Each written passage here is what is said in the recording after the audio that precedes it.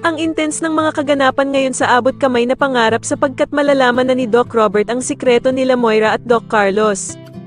Dito nga ay matutuklasan na ni Giselle ang sabwate nila Doc Carlos at Moira, kaya naman ay agad niya itong ipapaalam sa kapatid niyang si Doc Robert na sobra namang ikakagulat nito.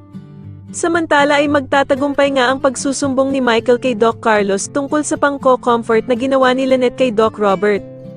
Kaya naman ay magagalit si Doc Carlos at agad nga nitong kakausapin si Lynette at sasabihin niya nga dito na hindi naman daw niya kailangan pumunta araw-araw sa prayer vigil dahil sa hindi naman daw siya nito kadugo. Dagdag pa nga ni Doc Carlos na mas maiintindihan pa nga daw niya kung si Annalyn ang palaging pupunta doon dahil sa kadugo naman daw niya si Don Pepe. Wala namang magagawa si Lynette kundi ang sumunod na lamang sa mga gusto ni Doc Carlos para hindi na lamang sila mag-away na dalawa.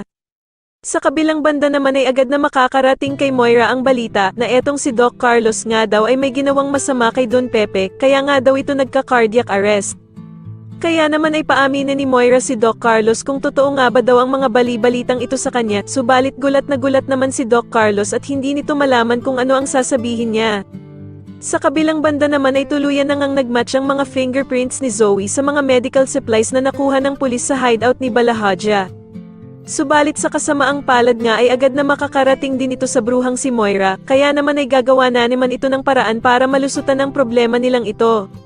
Sa tingin niyo makagawa pa kaya ng paraan si Moira para mapagtakpan ang ginawa ni Zoe sa kanyang lolo Pepe? Mas lalo na nga talagang nagiging exciting ang mga susunod na kaganapan, kaya naman ay mas lalo pa nating abangan ang mas lalong gumigandang abot kamay na pangarap. Maraming salamat po sa inyong panonood at sana po ay masubscribe niyo ako. Maraming salamat po.